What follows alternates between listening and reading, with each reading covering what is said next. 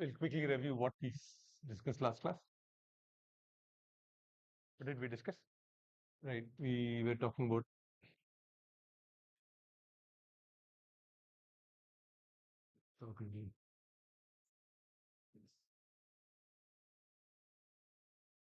what is orthogonal projection?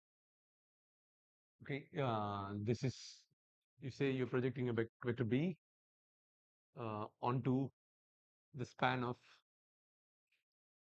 let's say, vector A, A1.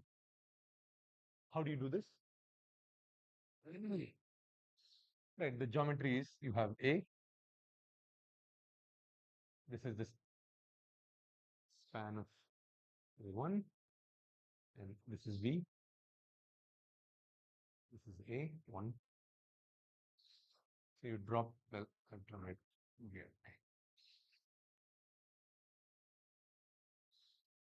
This is B. No, this is B cap. Let's see. What is B cap? How do you get B cap? Yeah. Yeah. Okay. Let's not go through the whole thing. You just tell me what is the final expression in terms of how do you get? Sorry. Okay. So projection matrix into the vector B. What is the projection matrix? A1 transpose.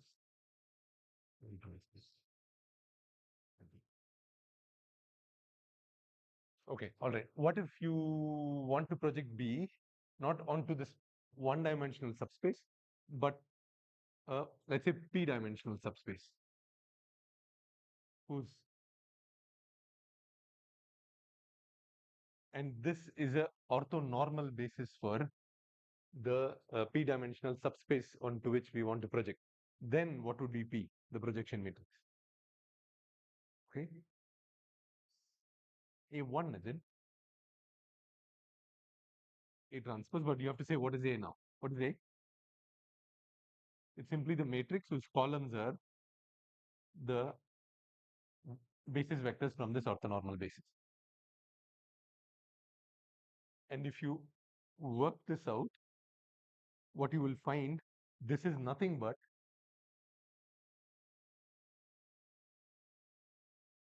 again, go back to matrix multiplication, the fourth view, the outer product view. We didn't talk about this last time, but you can work this out and you can verify that this is in fact correct. This is simply the sum of P projection matrices. Okay.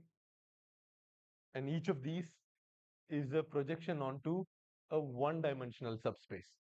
And what are those one-dimensional subspaces? So let's say this is P1, P2. This is an orthogonal projection matrix onto the span of this, onto the subspace spanned by A1. P2 is the orthogonal projection matrix onto the subspace spanned by A2, and so on and so forth. All right. What else can we see?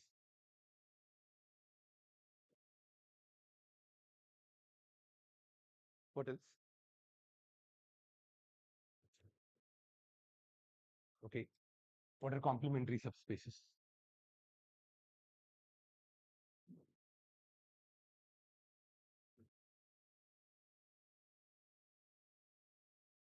What are these? When do you say two subspaces U and V? Let's say these are subspaces of Rn. When are these complementary subspaces? What are the two conditions? Is the zero vector and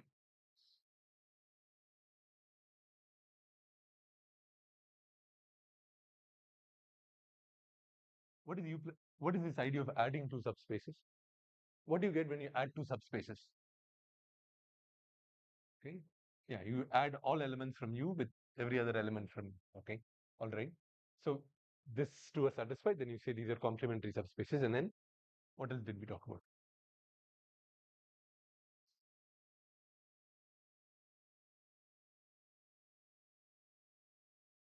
What are these?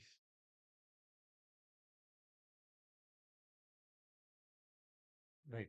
U is orthogonal to V. We know what this is. When we say two subspaces are orthogonal to each other, what does it mean? No, no. A intersection, okay. A intersection is zero, but they don't have to be orthogonal. For example, if this is the origin, this subspace U and this subspace V, the intersection of these two is still only the zero vector. But they are not orthogonal, because if I choose a vector from here and I choose a vector from here, these two vectors are not orthogonal to each other. So intersection being zero is not the condition. What is the condition? For two subspaces to be orthogonal to each other.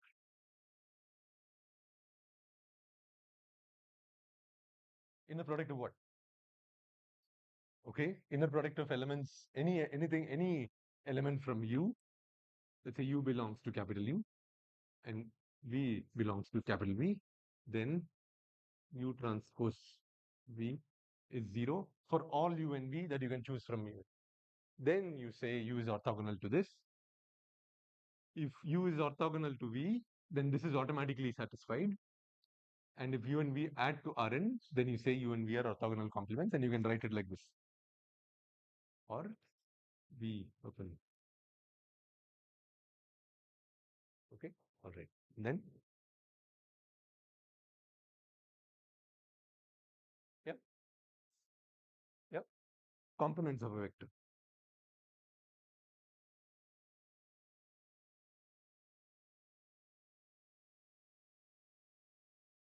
Yep. So say X is a vector from Rn, then we can write X as, and okay, hold on, and let U and V be subsets of Rn, subspaces of Rn, and their complements. Okay, these are.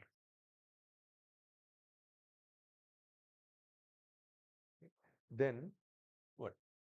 Then you can write X as the sum of the U component and the V component, where XU is from the subspace U, XV is from the subspace V. Okay, and what if U and V are orthogonal complements? Then what can we say about the components?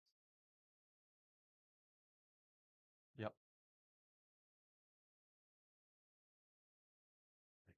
The components will be orthogonal to each other. And then, right, the four fundamental.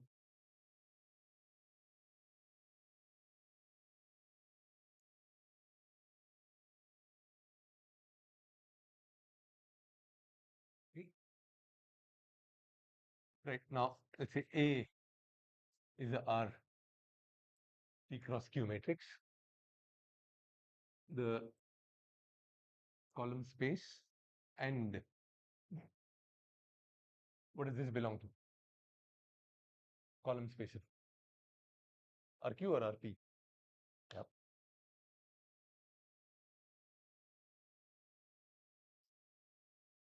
A transpose. Okay. And then here, what else is there in RP? Right.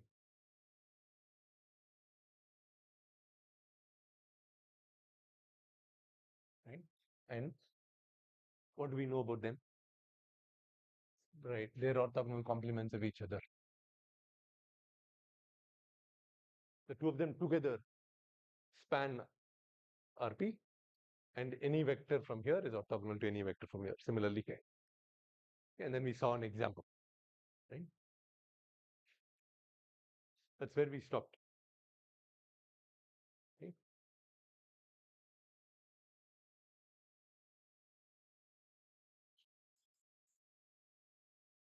Just as a side example for you to think about.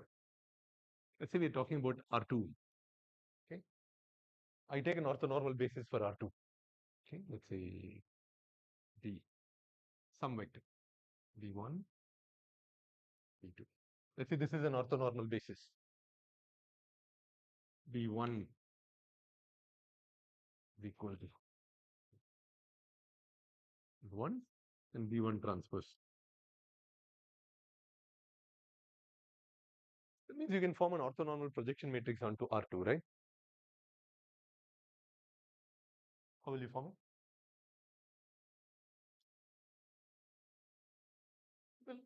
Well, yeah, exactly. That's all.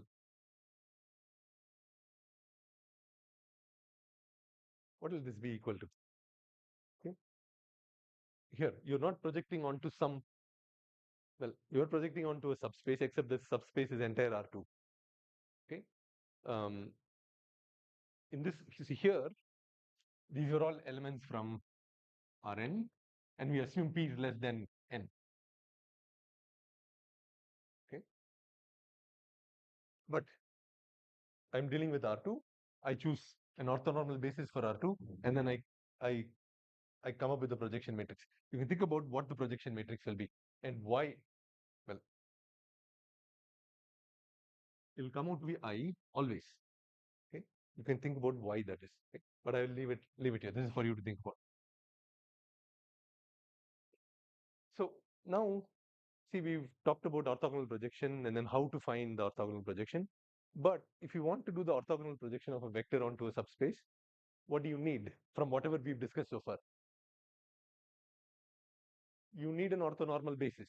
Okay, because if you have A1, let's say A is of length 1, you need the basis for the subspace. Or if you're talking about a p-dimensional subspace, then you need an orthonormal basis. What if we don't have an orthonormal basis? Okay, and you still want to do an orthogonal projection.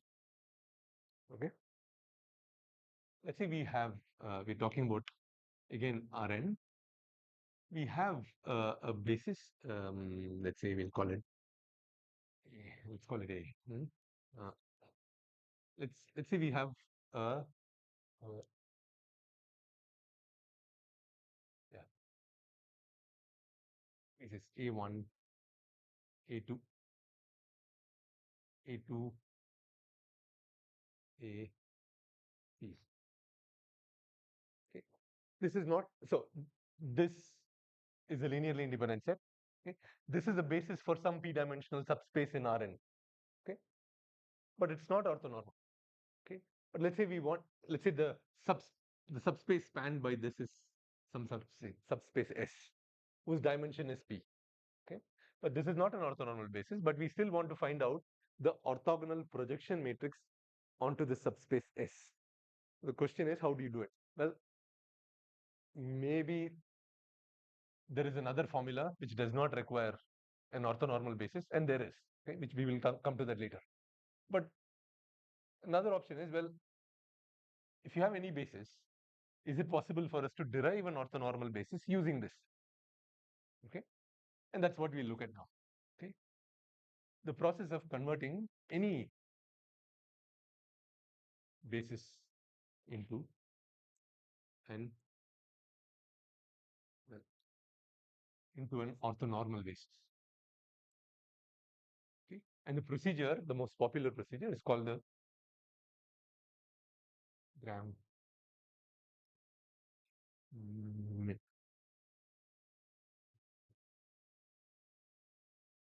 well, Gram-Schmidt procedure or Gram-Schmidt orthogonalization. Oh, no. It's a long word. Okay. Okay. And the idea is very simple. You'll first look at the geometry, and then once the geometry is clear, then the algebra automatically comes out by itself easily. Say we're talking about R2. Well, let's talk about R1, or not R1. Let's say we are talking we're talking about a one-dimensional subspace. Okay. A1 is the basis for that subspace. Yes, you agree? This is a zero way.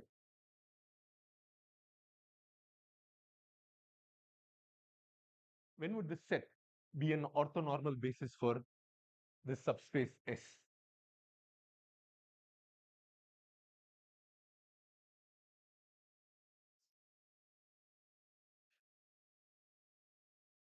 Is this a basis for the subspace S?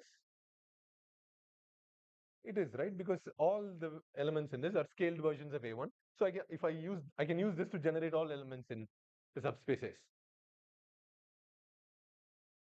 My question is this an orthonormal basis for the subspace S?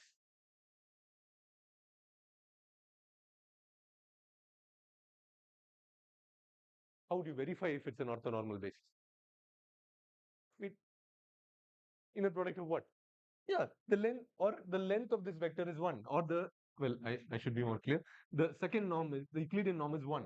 If this is 1, then it's an orthonormal basis. Let's say it's not. How will you make it into an orthonormal basis? Yeah, you simply say, okay, A2 is not equal to 1, so it's not an orthonormal basis. All I have to do is take A1 divided by A1, and it's fine. Now this is an orthonormal basis. And if I have this, how do I find the projection matrix?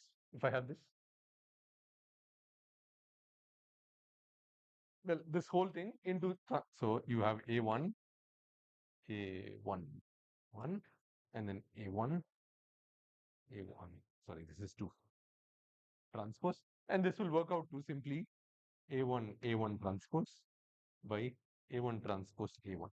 Okay, what we initially saw. Okay, because the square of the second norm is simply A1 transpose A1. So this is okay. What if we have a two-dimensional subspace for which we have a basis, but we don't have an orthonormal basis? So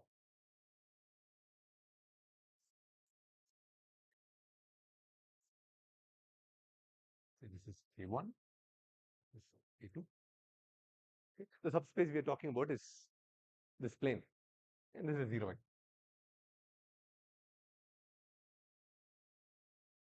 Do these form the basis we have is this A1. Is this an orthonormal basis for this subspace?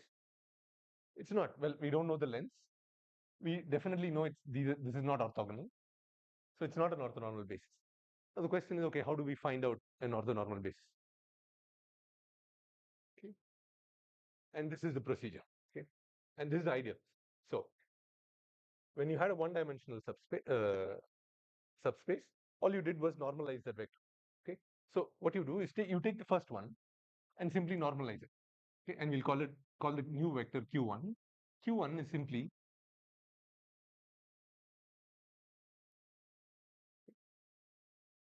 let's say that's Q1. This is Q1.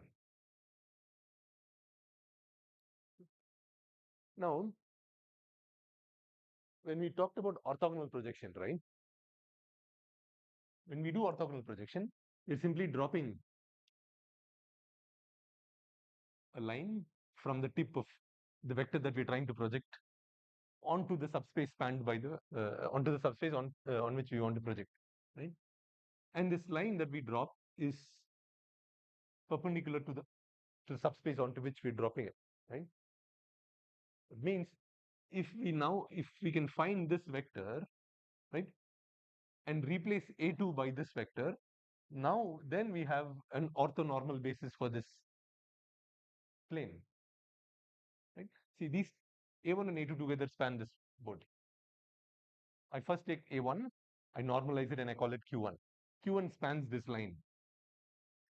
Now, if I take A2 and I project it onto the basis, onto the subspace spanned by Q1 or A1, and then I find the difference between its projection, A2 and its projection. That will be this vector, right? This vector will always be perpendicular to Q1 or A1, right? So if I take this vector and normalize its length, then Q1 and Q2 would form an orthonormal basis for this subspace, right? So that's the idea. So you drop and then you find vector here and you call that Q2. And the question is, how do we find Q2? Based on what you've learned so far, can you tell me the algebra? The first thing to do is to find the projection of A2, orthogonal projection of A2 onto the subspace spanned by Q1. What is that? So let's call that A2 tilde or cap. No, I'm talking about the orthogonal projection of A2 onto the subspace spanned by A1 or Q1. What is the projection matrix? Sorry? Okay, A1.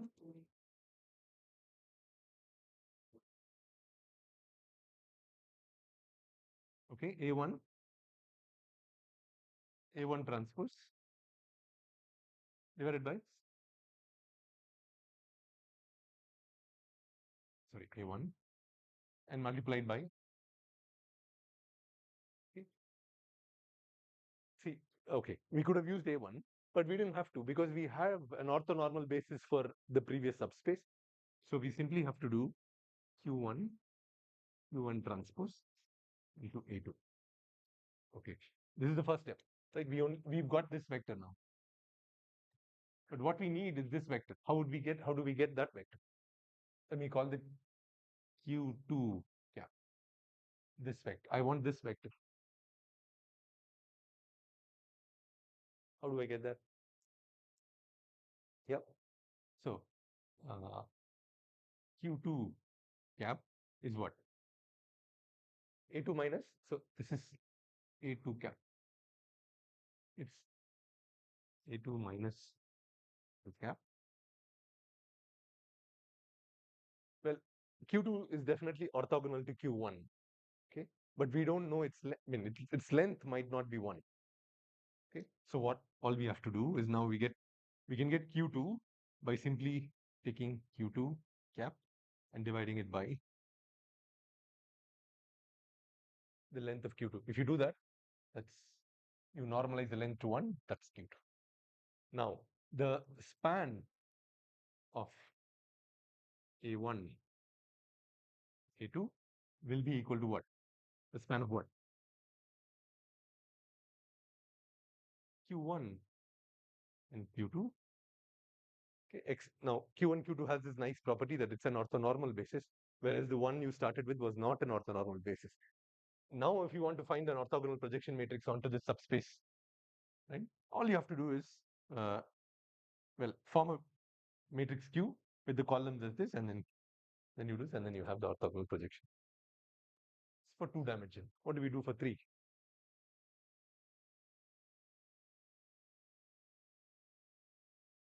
What do you think? Let's say we have three vectors like this. These are not orthogonal. This is the span. This spans R3, but this does not form an orthonormal basis. What do you think we should do to get an orthonormal basis? Following the same idea. What is the first thing you do? Well, you choose the first vector, normalize, you get Q1. Okay. So let's say we're talking about A1, A2, A3. Okay. The first thing you do is you get Q1. And we know how to get Q1. It's simply you choose A1 and then you normalize it.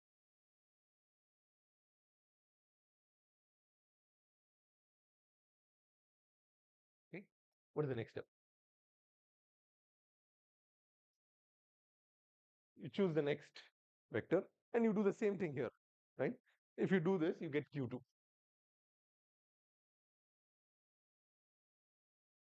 Will be something. I won't write that expression, but you essentially follow this procedure. You project A2 onto this subspace spanned by Q1. You find the difference between the A2 and the projection, and then normalize that difference, and then you get Q2. How do you get Q3 now? So we had 3 vectors like this, right? Well, I don't know if I'm showing it correctly. We first normalize this length. I don't know if you can see it. We normalize this length, and then we projected this onto here. We know this vector is orthogonal, and then we normalize this length, and then we've got now Q1, Q2 like this. How do we get Q3?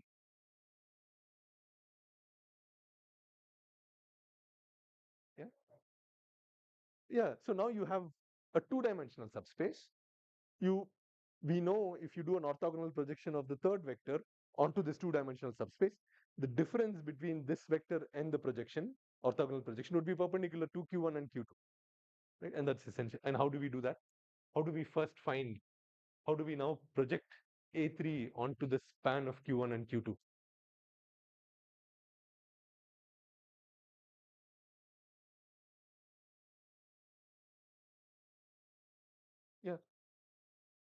Okay, so let's say we first find out A3 cap, like we did. How do we get A3 cap? How do we find the orthogonal projection of A3 onto the subspace spanned by Q1 and Q2? Remember, Q1 and Q2 form an orthonormal basis for the subspace they span.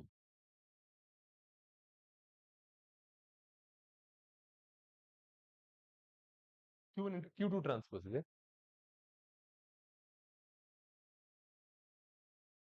No, if you see, um, what is it?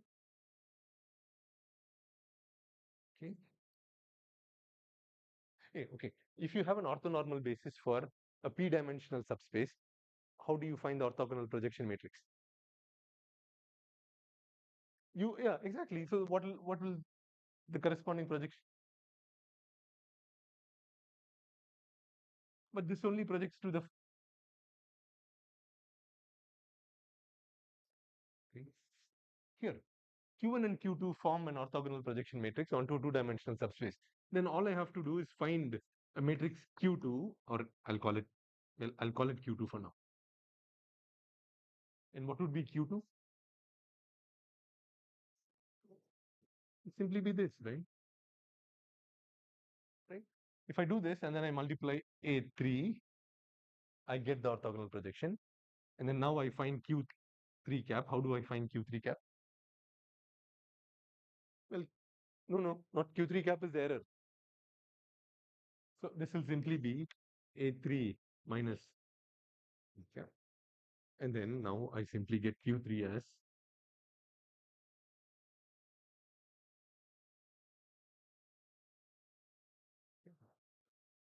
what about 4? Instead of, no, these three will have this. So Q1, Q2, Q3 form an orthonormal basis for the span of these three vectors. What if you had a fourth one? Well, you do the same thing. Now, instead of just stopping here, you take A4, you form the matrix exactly, and then you proceed. Okay. Now, where can this fail? Can this fail, or will it always work?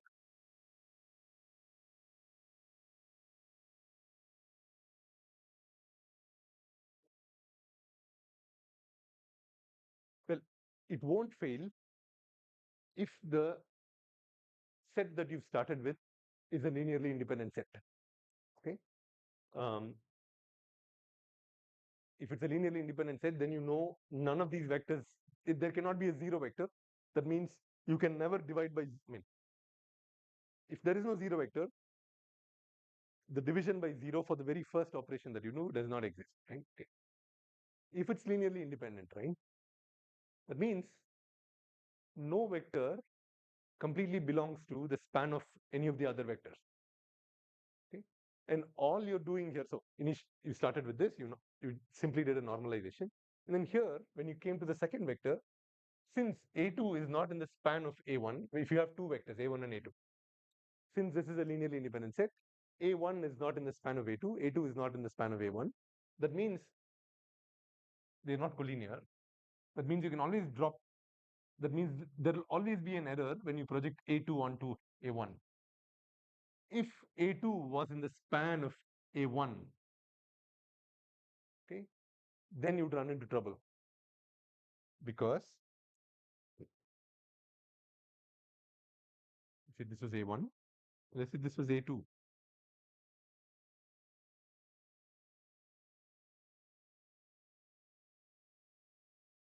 What is the projection matrix onto the subspace spanned by A1? Orthogonal projection matrix. Right. Let's assume A1 is got length 1, right? If you now take A2, and this is the projection matrix, if you multiply it by A2, what do you get? That means if you do an orthogonal projection of A2 onto the span of A1, what will you get? Not 0. What is the orthogonal projection of A2 onto the span of A1? A2 is in the span of A1. So if you drop a perpendicular, you will reach the tip of A2 again. That means you'll get A2 back. That means A2 cap will be equal to A2. Means this is 0, then you get into trouble. The length of this vector is 0. So the problem comes in these division steps. Okay. So here. Yeah. The denominator, whenever you are normalizing these vectors, will never be 0 as long as the set you started with is a linearly independent set. Okay.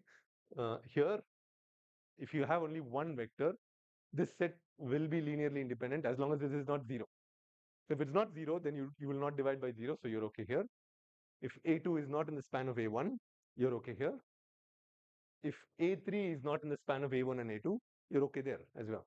Because if A3 lies in the same plane as A1 and A2, this projection step A3 cap will be equal to A3. I mean, this goes to 0, this goes to 0. Okay. So now the general procedure is, if you have a set of vectors A1, A2, A3, let's say this is a linearly independent set.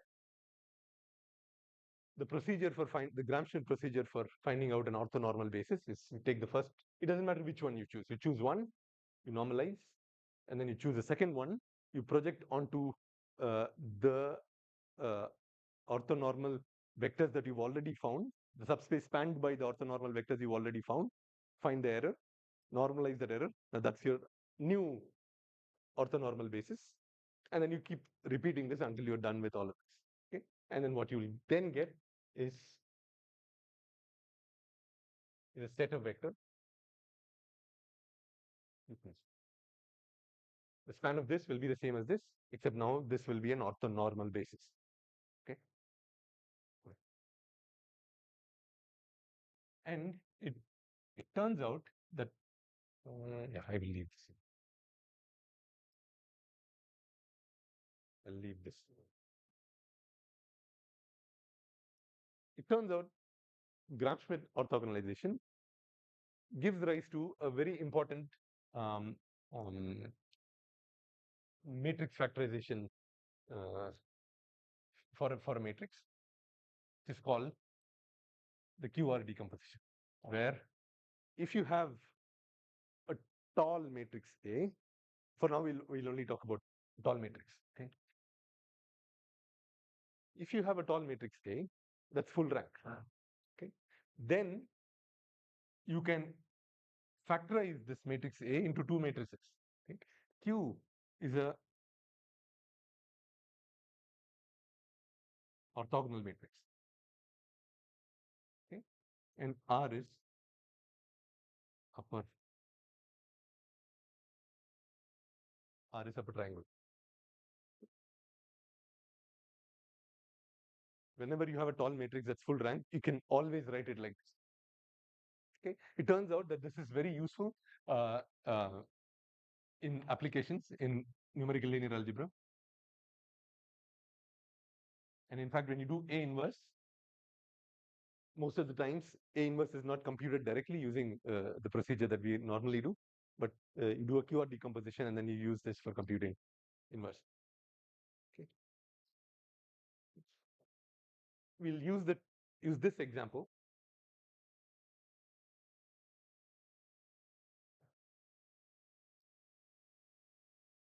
Okay, before we proceed. A, let's say A is percent, n is greater than or equal to n. Okay. Yeah, n is greater than or equal to n. Rank of A equals n. Okay. If that is satisfied, then you can do this. Right.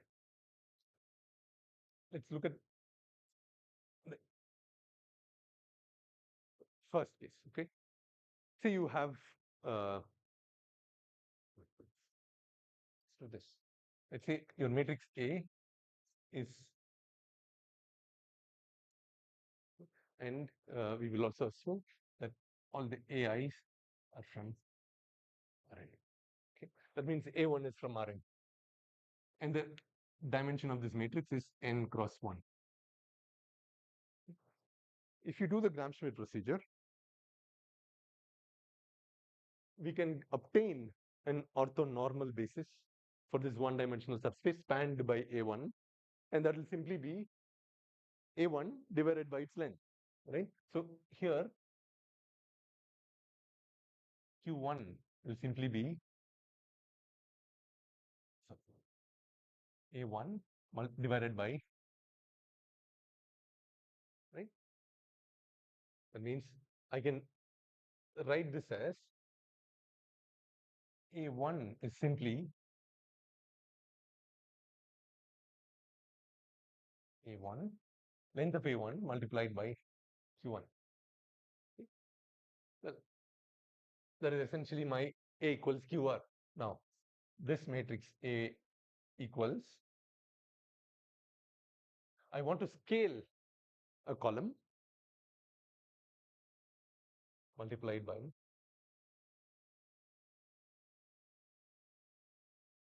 here, this is your capital Q, this is your R. What's the second one? If A was A1, A2, this is now n cross 2.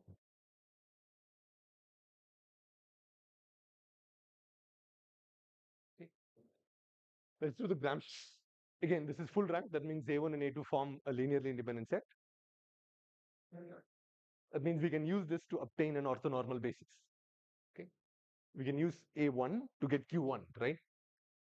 So we know how to get Q1. We get Q1 like this. And the relationship between A1 and Q1 is simply the way that's written there, right? It means here I'm going to fill this in as we discuss.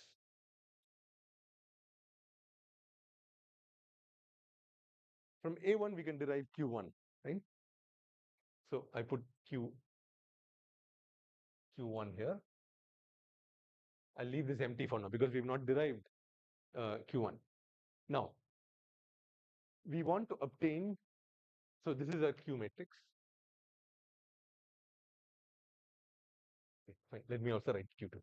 Okay, let's say we've done the Gram-Schmidt procedure and we've found out the two vectors that are form an orthonormal basis. A1 is simply length of A1 multiplied by Q1, right? That means if I simply have, if the first column of this matrix is length of A1 and 0, if you mean the first column of A only depends on the first column of, remember A equals BC, or C equals AB. The ith column of C only depends on A and the ith column of C. I mean A, B, and ith column of, sorry, C equals AB. The ith column of C only depends on the columns of A and the ith column of B. Okay. The first column of A only depends on both columns, and only the first column of this matrix. That means this has to be like this, because A1 is simply length of A1 multiplied by Q1. What about A2? Will it be, hold on, will it be 0? So, okay, let's see this. 0 and, really? Okay. Is that true? If you do that, right, A1 will be a scaled version of Q1, A2 will be a scaled version of Q2. That means A1 and A2 are orthogonal to each other. They were not. So this is not correct. Here, well, Q2 is related to some Q2 cap, but that Q2 cap is related to A2 and some A2 cap. That A2 cap depends on Q1. Okay. Now you have to do a little bit of algebra. Now you do, let me start from here. We get this Q2 cap is A2 minus A2 cap. That's simply A2 minus Q1 transpose A2.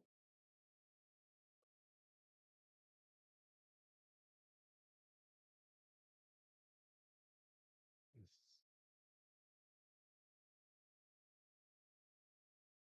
Now, let me call the length of Q2, this one, Q2 cap, as R. Okay.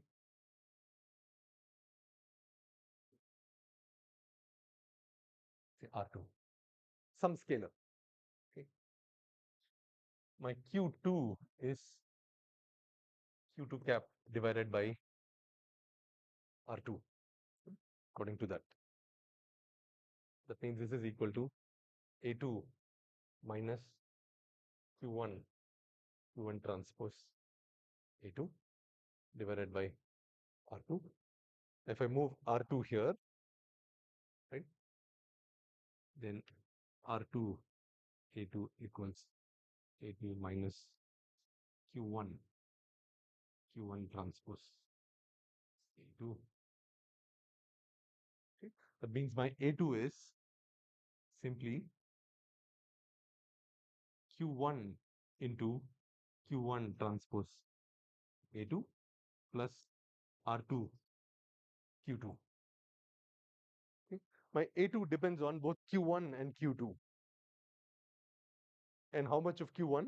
Q1 transpose A2. This is a scalar. Okay. And R2 is a scalar. It means this is not this. This is simply Q1 transpose A2. And this is some number R2. And let's say we call this R1, the length of A1. Okay. A equals Q R. This is an orthogonal matrix, and this is upper triangle. Okay. Now, if you generalize this and talk about the case where A has P columns,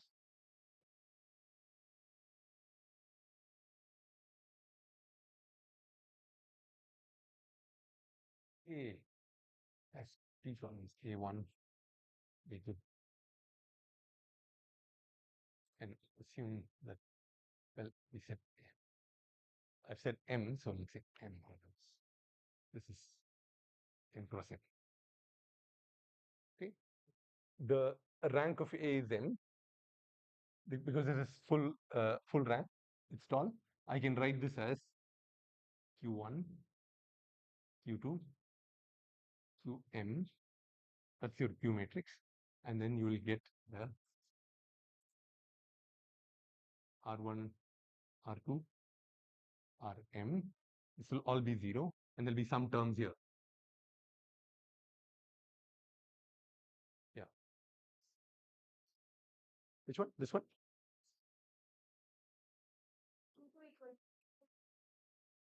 Right. Here. This is Q2. I made a mistake here, but here I've written it correctly.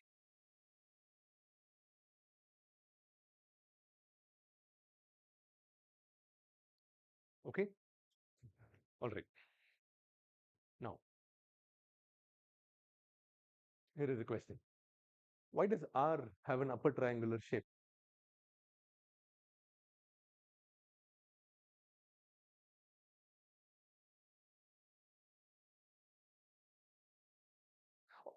Okay, it's like this. The column view of matrix multiplication. The columns of A are a linear combination of columns of Q, and the mixture is given by this matrix. That is the case. If this is upper triangle, that tells you something about how the columns of A are related to columns of Q. What is that relationship?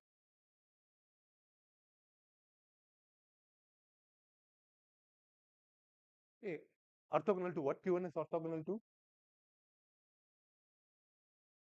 A R1 is a scalar. Here. Take first vector here. First column here. This determines the first column of A. If all the elements except the first one are 0, what does it say? It says the first column of A only depends on Q1. What about the second column of A? The second column of A depends on Q1 and Q2 and not the other columns, because the other ones were derived later. Okay. So to derive Q1, we only used A1. So A1 is related only to Q1. For deriving Q2, we use both A1 and A2. So, and A1 is related to Q1. So A2 depends on Q1 and Q2. Q3 depends on Q1, Q2, Q3. And that's why you have this upper triangular shape. Okay, all right. What are the dimensions of these now? So this is n cross m. What is the dimension of this? This is R. Hey, hold on. You see here, AI is R. Where is this from? N, right? Where are Q1s from? QIs from? Yeah? M or N? Hey, okay. N, yeah. Okay. So what is the dimension of this? Q.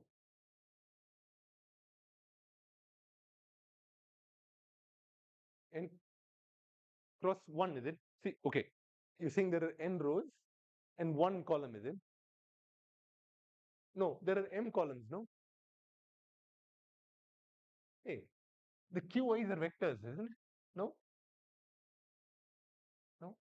The QIs are vectors of n elements. That means there are n rows, m columns. This is also n cross n. What about this? Yeah.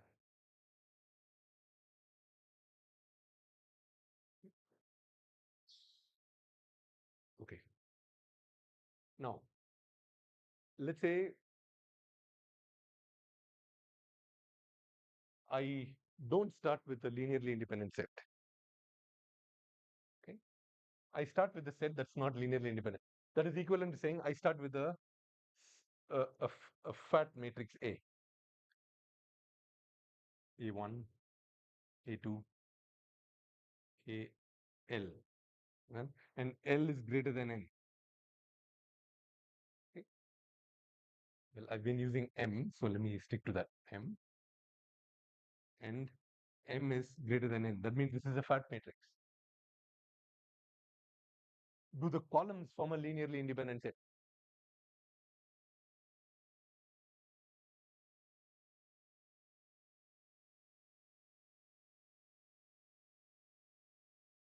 Well, they're not orthogonal. Do the columns form a linearly independent set? Why? Why? Yeah. Oh, sorry, what is the rank?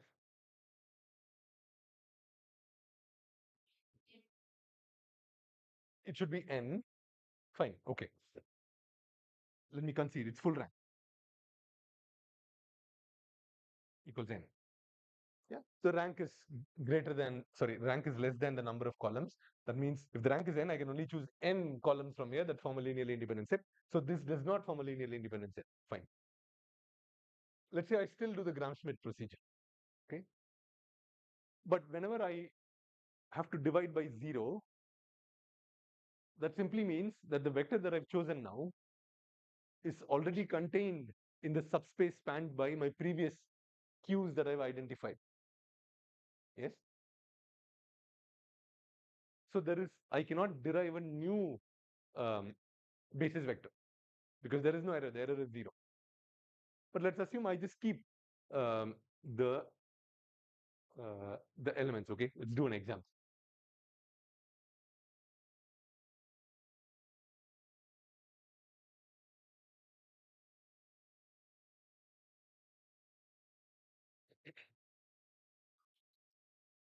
We have A1, A2, A3.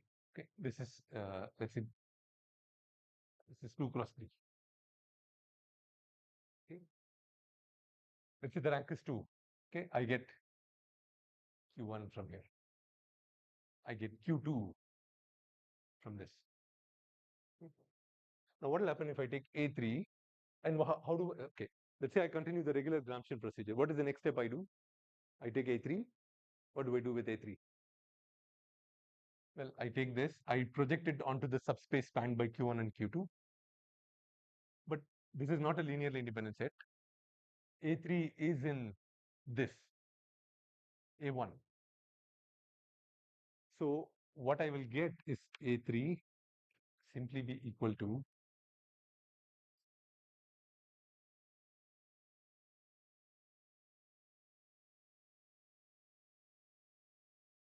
So there is no error, so there is no division. But if this happens, all you do is you say, okay, fine. It just means that the vector that I've gotten is already there in the span of my previous vectors. And you simply, if there are more vectors, you simply proceed. Now, if you do this, right, um, and every time you encounter something like this, you simply stop here and then go to the next vector. And then you continue.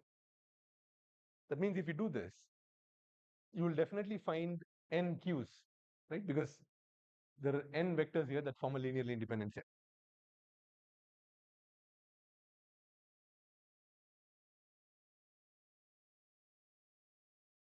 These n vectors form an orthonormal basis for the span of the column. Will your R still be upper triangle? It turns out it won't. It won't be upper triangular anymore. But if you arrange these columns in such a way that the first n columns are form a linearly independent set, then what will happen is you will have a shape like this. Okay? You use the first n columns to find an orthonormal basis, and that is your regular Gram-Schmidt. Okay, but after the nth column, everything else is already contained in your previous. So there is every additional projection that you do will always end up like this. Okay? That means after the nth column here, all these columns only depend on the first n columns. And that's what these say. These are not, see, the zero stop here. This is n plus 1. No, yeah, n plus 1 to m. So you'll get a shape like this. This essentially says that that all the columns after the nth column depend on all of these. Okay? So if you have a fat matrix and you continue the Gram-Schmidt procedure and you arrange the columns in such a way that you get the first n columns form a linearly independent set, then you won't get a upper triangular R. You'll get something like this, maybe a trapezoidal R, upper trapezoidal R.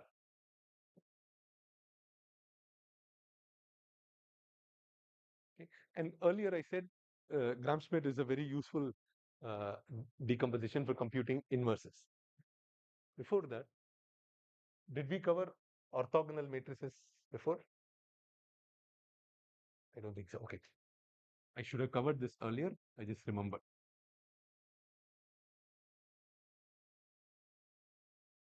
Okay. See, orthogonal matrices are generally represented by the symbol Q.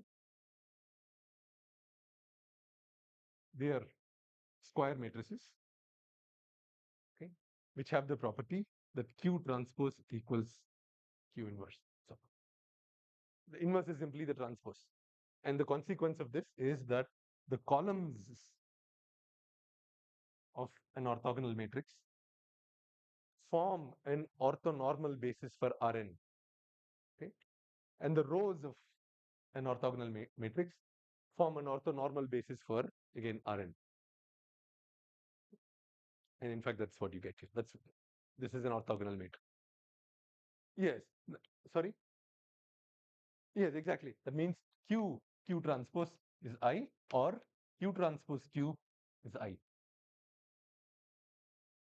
And these are extremely useful matrices.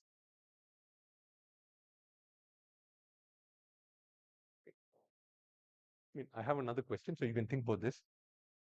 Let's say you have the set of all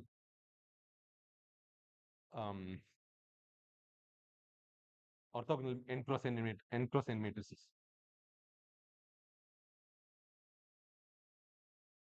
Okay, set of all orthogonal matrices, n cross n orthogonal matrices. Does this form a vector space? Okay.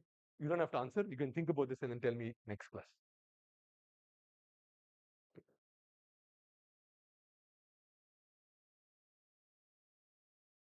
And before we finish, I said something about the QR decomposition being useful for useful in places where you need to use A inverse. Let's say A is a square matrix. If it's a square matrix, I can always write it like this. Q is orthogonal, R is upper triangular. Square and full rank. Of course, if it's rank deficient, then there is a problem. Okay. What will be A inverse now? Based on what you know about inverses. So this is QR inverse. What is AB in whole inverse?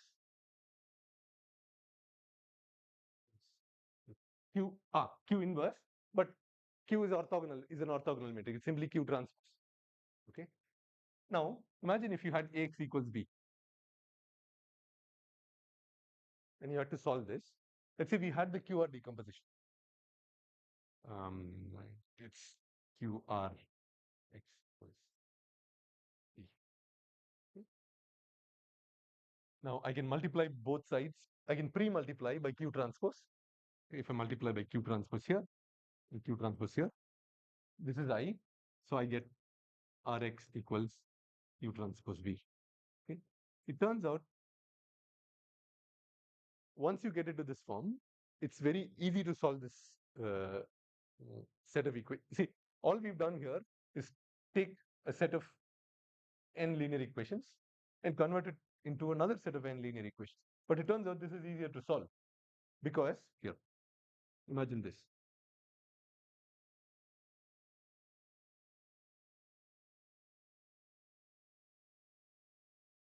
There is a standard procedure for solving this. Okay, what do? Well, you multiply this by 3 and subtract, multiply this by -3, and then you add these two. And then if you do that, what do you come to?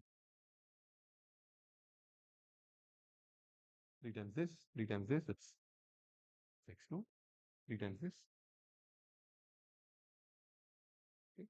So let's say this was AX. It's B. What about the A in this case? Right? What is this? What kind of a matrix is it? This is upper triangular. Why is this easier to solve than this? Exactly. All you have to do is back substitution. You know the value of x2 already.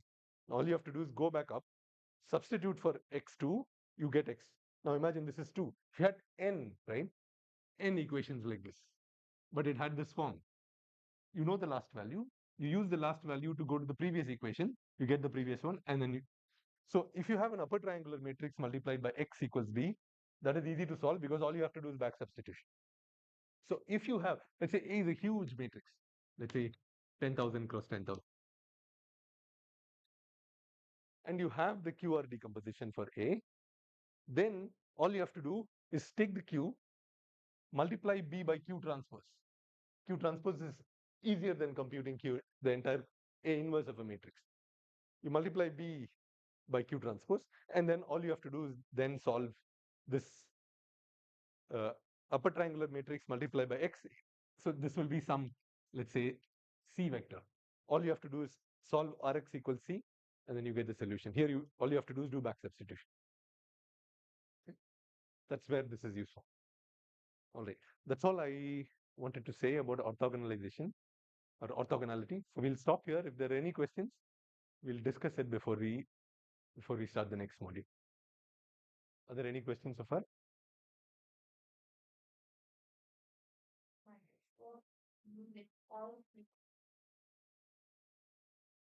You tell me. Okay, let's work that out, right?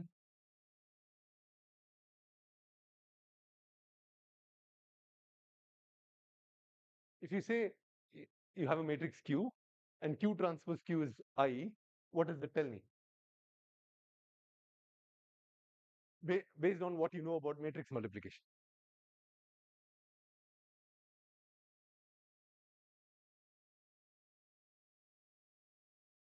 Okay.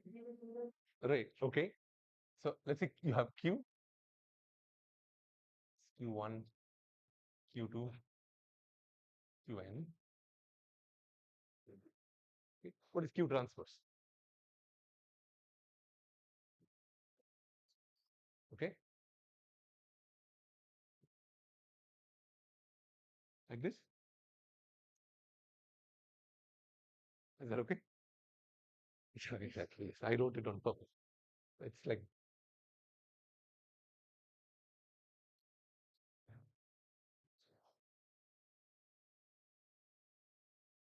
now if you take the product of these two, what do you get? So you have block row multiplied by block column.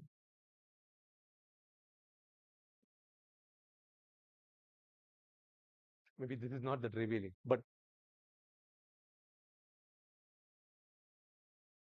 let me do one thing.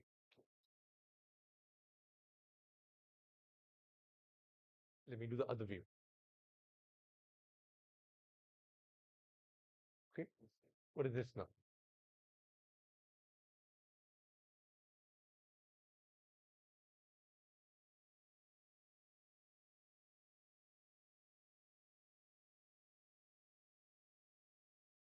What is the ijth element of this matrix?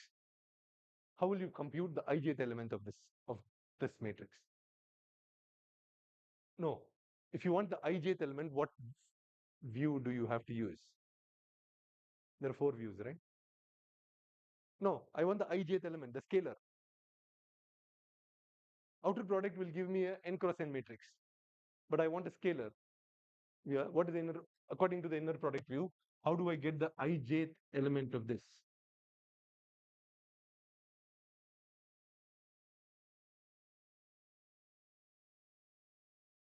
Ith row of what? Okay, right. Okay, what is the ith row of this? Qi transpose.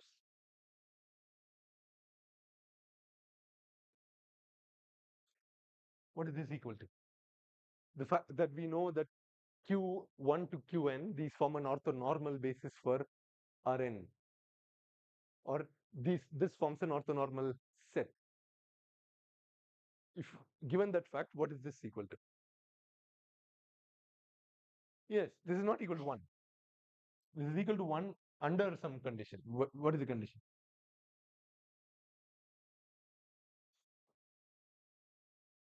Okay, if that is the case, if you have a matrix where it's 1 when I is j and it's 0 when I is not equal to j, what is that matrix? Right, that's the identity matrix, right? So that's why QQ transpose is. Yeah, is that clear? No? What's bothering you? Sure, okay.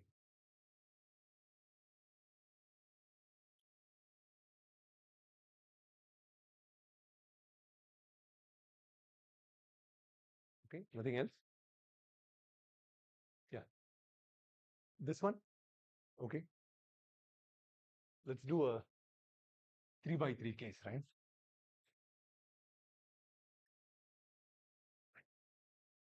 Now, let's say you have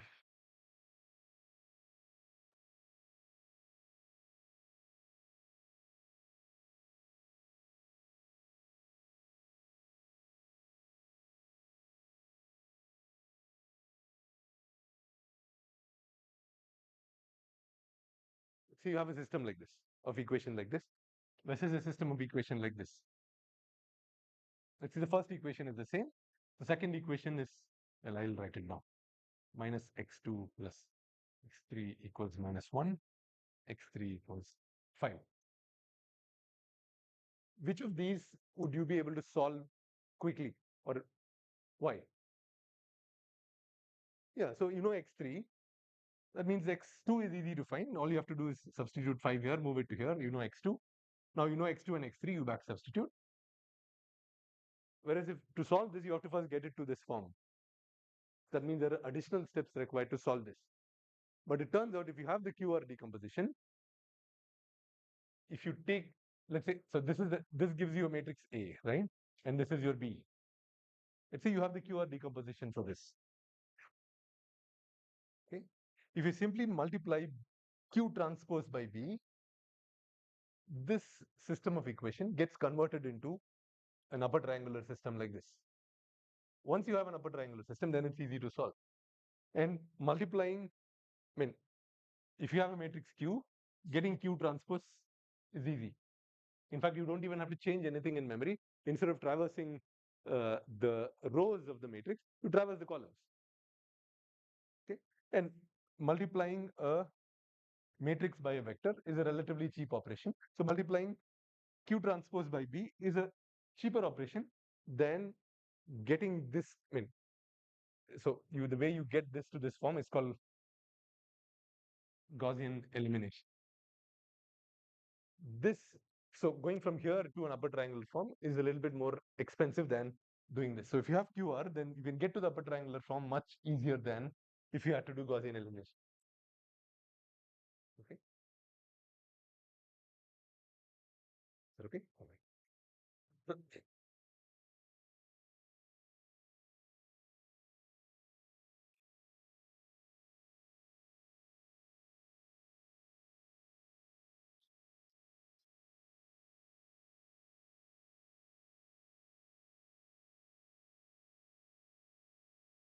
I will just start off matrix inverses, and then we'll continue this on Monday. So the next module is on matrix inverses. Okay. When we talked about matrix inverses for square matrices when we discuss matrices, but this one we'll try and get a little bit slightly deeper understanding of what inverses are, and talk about left and right inverses for rectangular matrices. Now, when does a matrix A have square matrix have an inverse? Well, it has to be square, as I said. Okay. When does it have an inverse? What does it mean? Okay, we've not studied determinants. What is the other condition? Yeah, full rank. So the rank, what is the rank of A then for this to have? Should be equal to n. If rank is n, what does it mean to say rank is n?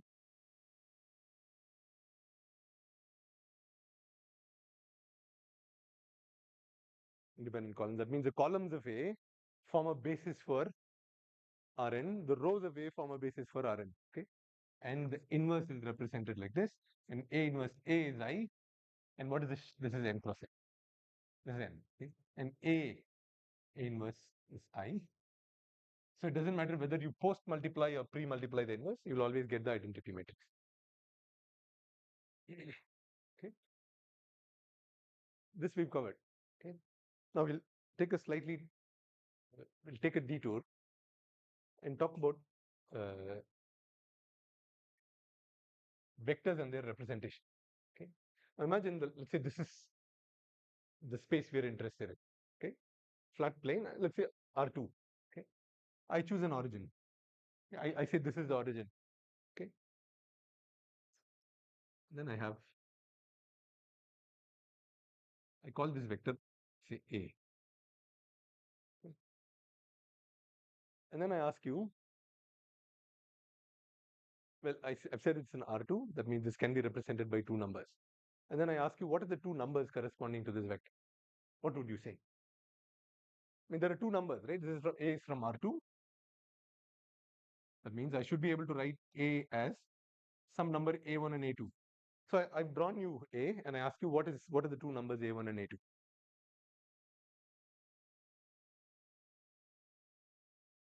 No, this is all you have.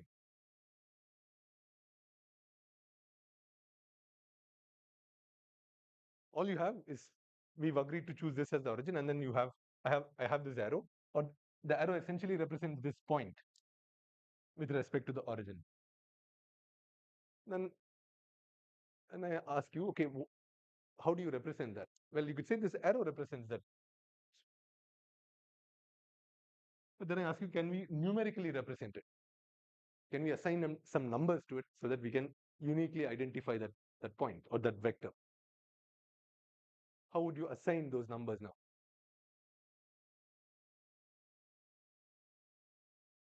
Okay. Well, let's take a simpler case, right? Let's say I have a body, some body, right? It's got some mass. Okay, it has some mass. I don't know what the mass is, but I know that it has some mass, right? We can symbolically represent that as m. Okay. But the moment you say I want to assign a number to this, what do you need? right? You need a reference, right? You might bring a scale and put it on the scale and say this is 3.1 kg. Okay. Somebody else might bring another reference and say this is some pounds. What is it? LBS. Now, both of us are talking about the same object. Okay. But our numbers are different, right? That's because your reference and my reference are different. Okay. Even though it's about both of them are pointing to the same physical reality.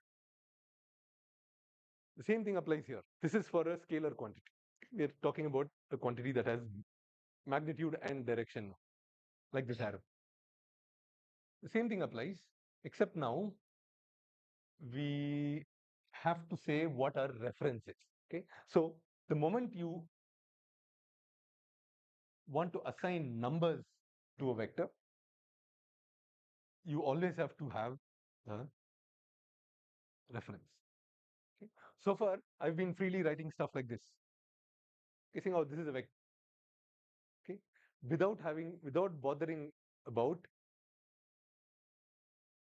what this represents and what the reference for me is. Okay. And that becomes important now that we're going to talk about inverses. Okay. Now, the way we could do is you would say, okay, I'm going to choose this as this direction as one of my references. And for now, let's say for convenience, we choose another direction, which is perpendicular to this. I'll call it Q1. I'll call it Q2. And for simplicity, let's assume Q1 and Q2 have lengths 1. And they're orthogonal to each other. Okay. I say this is my reference, and this is my reference, and this is my vector. Now I can use these two as my references and then assign some numbers to A. Okay. And the way you do, because Q1 and Q2 are orthogonal to each other and they have lengths 1, all we have to do is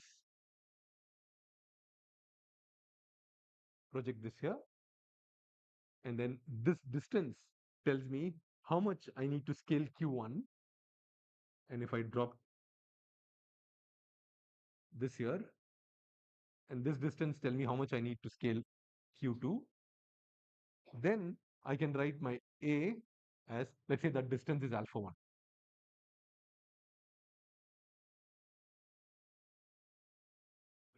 Then my vector A is simply alpha 1 times Q1 plus alpha 2 times Q2. Okay.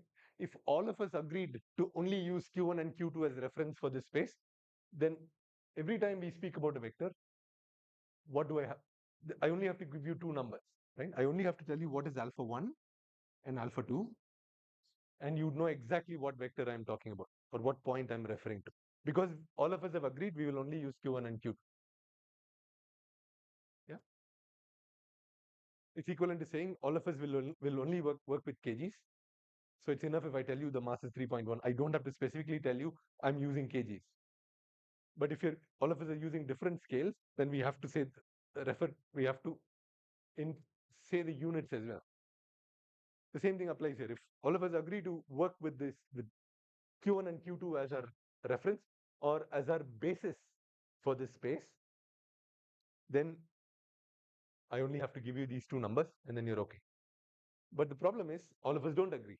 Okay, and maybe this choice is not a nice choice for some application. Somebody else might come and say, well, somebody else might say, okay, I'm going to have, this is my reference.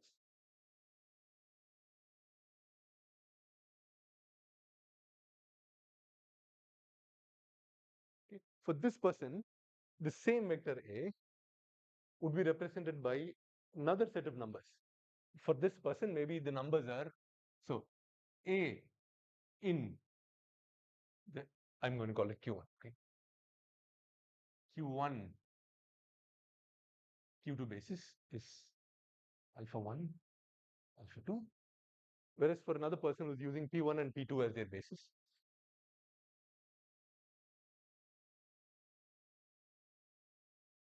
the numbers will be different.